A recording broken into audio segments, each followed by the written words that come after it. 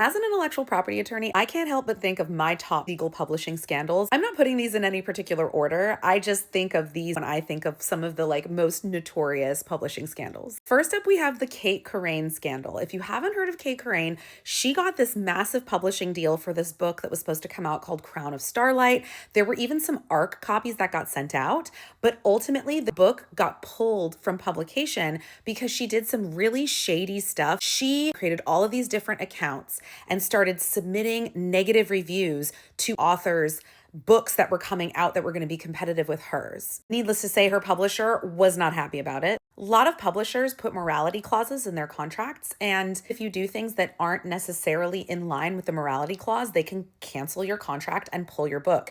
In this case, they pulled her book prior to publication. So really, she screwed herself by being a dick. Sucks to suck, I guess. Next up, we have the James Fry Million Little Pieces book debacle. In 2003, James Fry writes this book called A Million Little Pieces, and he's marketing it as a memoir. And this book caught on like wildfire. He was on Oprah. I think it was her Book of the Month Club book.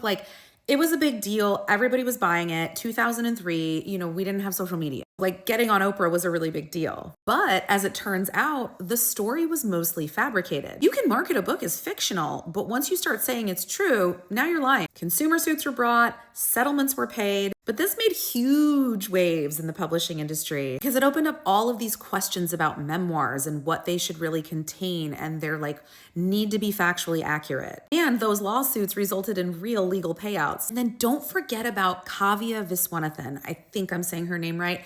But she was an author in 2006, was attending Harvard, and got a book deal for her book entitled How Opa Meta Got Kissed. And then there was more to the title. But colloquially, it was called How Opal Meta Got Kissed. And it was being lauded as this amazing and anticipated debut. It's all about an Indian American girl who is going to Harvard and has kind of a sheltered life, and she was writing it. So we're so excited about this book. But it turns out she had been plagiarizing all of these authors' books, but primarily one author. Her name was Megan McCafferty, and she wrote a book called Sloppy First and Second Helpings. Once that was uncovered, her book got pulled.